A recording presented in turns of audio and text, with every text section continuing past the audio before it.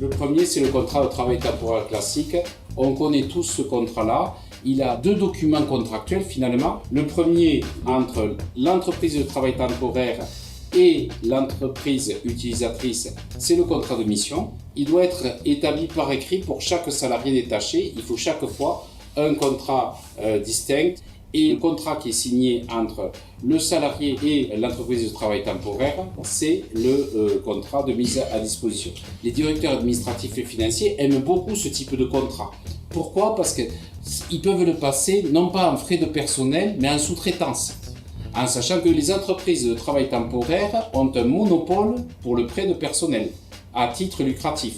Si une entreprise A s'amuse à prêter à une entreprise B son personnel en réalisant un bénéfice ou en lésant l'intérêt du salarié, notamment s'il a un traitement moins intéressant que s'il était embauché directement, elle commet un délit qui est le délit de marchandage ou le délit de prêt de main-d'œuvre.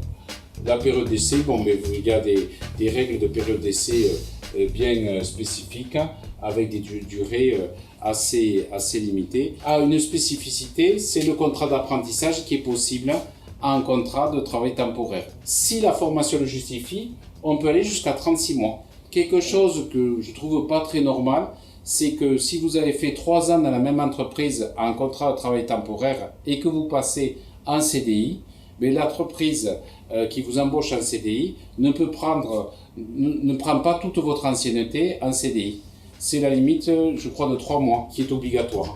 Et alors là, l'oxymore, le contrat de travail temporaire à durée indéterminée. Ce monstre existe, on l'a rencontré, il est mis en place depuis 2015 jusqu'au 31 décembre 2018. Il a 2 fondements juridiques distincts. Il a un accord interprofessionnel que la profession de travail temporaire a signé.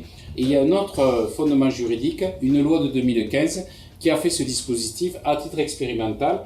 Donc le dispositif s'arrête au 31 décembre 2018. Ça ne veut pas dire que les CDI temporaires s'arrêtent au 31 décembre 2018. Ça veut dire qu'ils ont un fondement juridique qui lui est pérenne, aussi bien dans 10 ans, la personne peut être toujours sur CDI de travail temporaire. C'est un contrat entre le salarié et l'entreprise de travail temporaire. Il reçoit un salaire pour son temps de mission et la garantie minimale de rémunération pour la période intercontrat. C'est là que vous voyez majoration de 15% pour technicien agent de maîtrise et majoration de 25% du SMIC pour les ingénieurs et cadres. Et lorsqu'il est en activité, ça dépend de ce qu'il fait parce qu'il va intervenir pour accroissement d'activité ou remplacement d'absent. À compétences relativement égales, à expérience relativement égale, il doit avoir le même salaire que le salarié remplacé. Il faut qu'il y ait sur le contrat la qualification du salarié remplacé. Pas la rémunération, mais la qualification. Et dans ce cas-là, je vais voir quand même les minimums conventionnels pour voir si ça tient la route ou pas. Et beaucoup de contrats sont sans la qualification.